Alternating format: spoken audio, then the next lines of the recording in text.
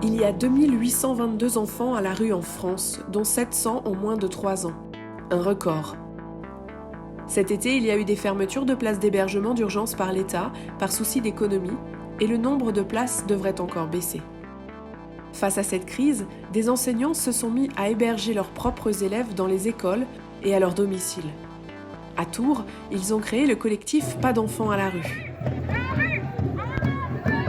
C'était devenu trop compliqué pour moi et mes collègues de faire leur journée de classe avec ces enfants et de leur dire à demain le soir, tout en sachant que la nuit allait se passer à la gare ou dans une cage d'escalier. Dépassés par l'ampleur des besoins, ils ont sollicité leur député Charles Fournier. Pour la première fois en France, cet élu a transformé sa permanence parlementaire en centre d'hébergement d'urgence pour 3 familles exilées à la rue. Depuis jeudi dernier, je dors dans ma permanence avec des familles qui sont à la rue. 40 enfants dans ma ville sont à la rue. J'ai décidé de maintenir cet accueil, évidemment temporaire, qui n'est pas une solution, tant que je n'aurai pas eu de réponse au courrier adressé au ministre et au préfet dans mon territoire. La situation est extrêmement préoccupante. Enfants SDF, voici l'alerte du député Charles Fournier.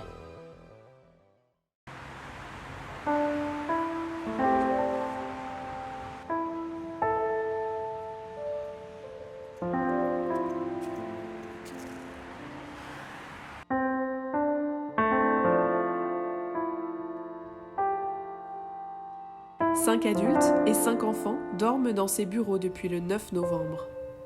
Les enseignants de ces enfants et des parents d'élèves se relayent pour veiller sur eux.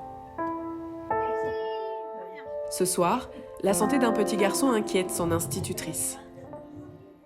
Ah ouais, c'est vrai que son ventre est très mais toujours. Ah ouais, toujours. Ça, dans la nutrition, on voit un peu son ventre. À l'étage, l'une des mères de famille s'est écroulée devant moi à plusieurs reprises, atteinte d'une épilepsie sévère. Elle se confie à une bénévole, craignant de devoir retourner dormir dans sa voiture. Je suis épileptique depuis 11 ans.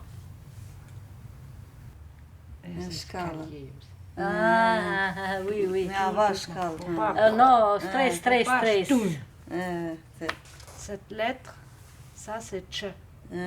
En albanais. Tch, oui. En français c'est difficile. Non, difficile. Otash croise, no problème. Beaucoup stress, non dormir. Parce que comme ça. On peut pas apprendre. Ah oui. Pas place. On va chercher des solutions. Tout le groupe va chercher des... Merci beaucoup. Merci beaucoup. C'est des petites solutions, mais une petite solution, plus une petite solution, plus une petite solution. Un jour, il y aura une grande solution. En Albanie, on dit qu'une pierre devient un mur devient un château. Super.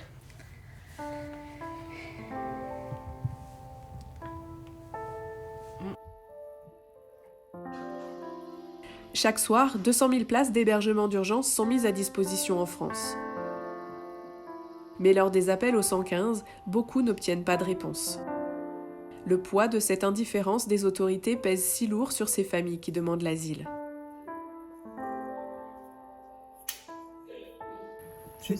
T'as tout balayé ? Oui. Super, bravo, Si tu veux, c'est parfait. Depuis 5 jours, Charles Fournier et ses équipes se confrontent eux aussi au silence des autorités. Demain à 18h30, ils auront une réponse de s'ils sont hébergés ou non.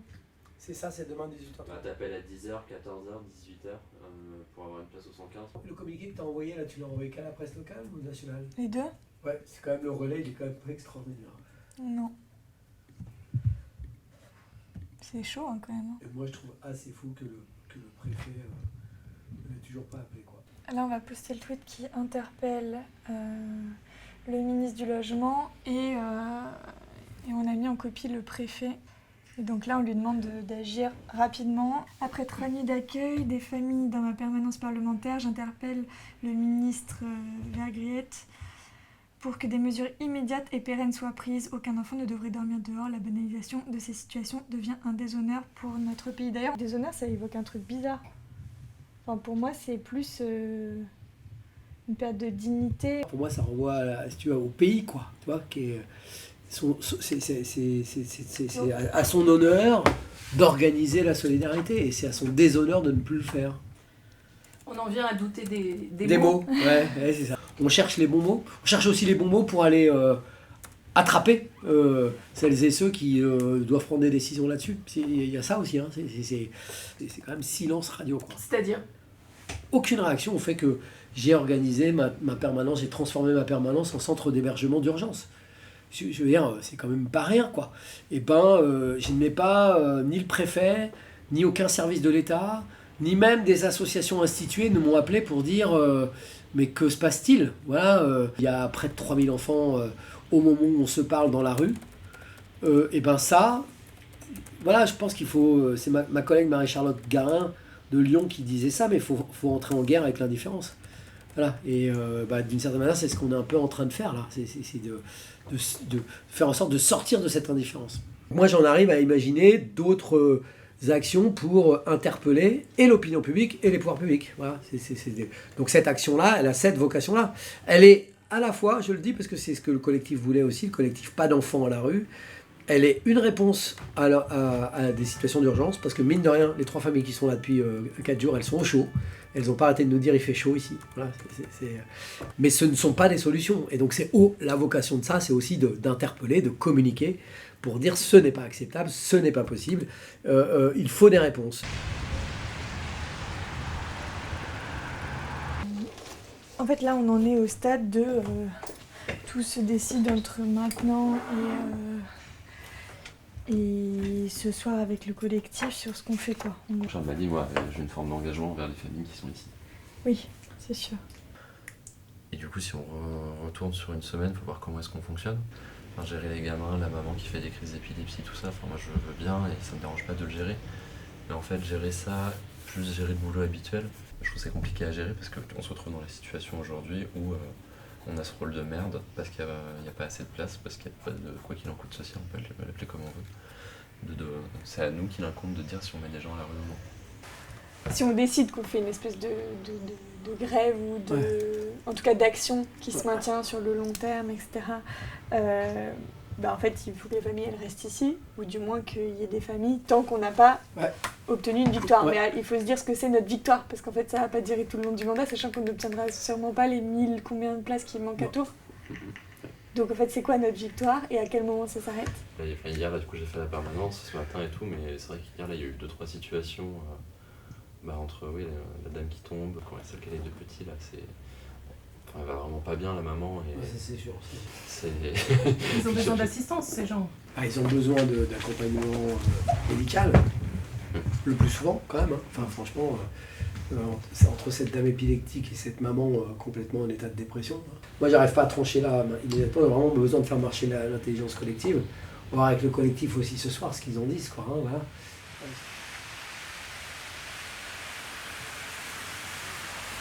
J'avais proposé qu'on ait ce temps d'échange pour voir la suite. Tout de suite, la question qui nous est posée, c'est il se passe quoi demain, voilà. Et la question que vous vous posez tout le temps. Donc on se la pose là. C'est pas inédit pour vous, mais pour un député d'accueillir dans sa permanence, c'est quand même pas tout à fait la norme habituelle. Et donc ça devrait déranger, interpeller plus. Et à part, c'est quand même ça. Salut. Ça va ? Bonsoir. Ça va ? Oui ? Bon. À tout à l'heure. Si on décidait de maintenir, ce serait une semaine de plus, par exemple, le temps de faire monter le sujet encore. On peut imaginer d'autres choses. Enfin, voilà. En fait, très clairement, le gros risque, c'est que les familles qu'on héberge sont identifiées par le 115, sont plus souvent hébergées que les autres. Très clairement, nous, ça s'est vu aux vacances d'été. Sur la fin de l'année, on n'avait plus trop de problèmes. Toutes nos familles étaient logées par le 115, on ne savait pas pourquoi ni comment. Les vacances sont arrivées. Au bout de 15 jours de vacances, toutes les familles qu'on avait aidées, quasiment, se sont retrouvées à la rue. Bien sûr. Et on leur a dit, vous êtes bien gentils, et c'est le 115 qui leur a dit. On vous a hébergés pendant longtemps, maintenant ça tourne. Et donc, on les avait priorisés par rapport aux autres, parce qu'on les embêtait un petit peu qu'on faisait du bruit. Les vacances arrivant. Là, vous êtes dans quel état d'esprit à la veille de la fin de l'ultimatum ? Malheureusement pas très optimiste, On va voir. C'est des choses aussi qu'on peut comprendre qui prennent du temps. Malheureusement, nous, on est confrontés à ce problème tous les jours, toutes les semaines. Et alors, on sait que ça prend du temps, mais je ne suis pas sûr que ça fasse immédiatement bouger les choses. On verra.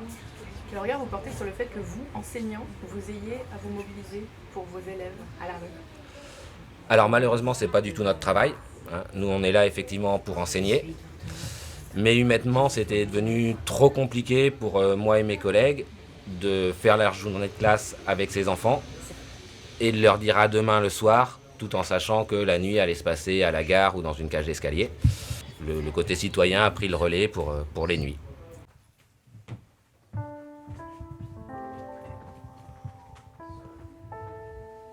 Qu'est-ce que tu vois? Hop! Et voilà.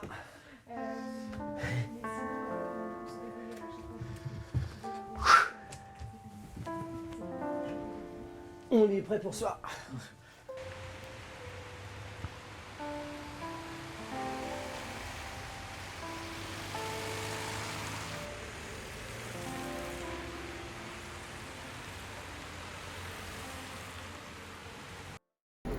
Have a good day.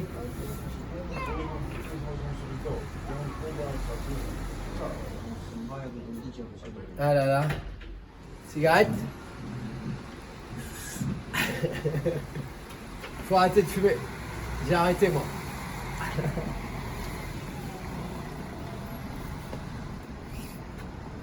Ah là là. Eh ben Spider-Man il m'arrive à passer ces journées-là, je crois. Voilà. Qui viennent le rechercher ce soir. Et ça on leur a permis de laisser les affaires là. Parce que aujourd'hui c'est 115. Voilà, c'est terrible. Aujourd'hui c'est 115, donc ils vont appeler. Soit il y a de la place. S'il y a de la place, bah, ils iront dans les solutions proposées par le 115, soit il n'y a pas de place et moi je vais les reprendre ici. Voilà.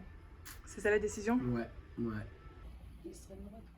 Ce mardi matin, jour de roulement des places au 115 à Tours, la mère épileptique, son mari et leurs 2 enfants se sont vus proposer une solution. Les 2 autres familles restent à la permanence du député en l'absence de réponse. Il y a RCF qui me demande 18h30, mais en fait... Au 12e jour de mobilisation, Charles Fournier semble sonné par le silence des autorités sur le sort de ses enfants sans domicile fixe. Une forme d'indifférence à laquelle les citoyens et associatifs rencontrés ont dû se résigner, tout en espérant, encore, que les voix de leurs élus locaux puissent faire la différence.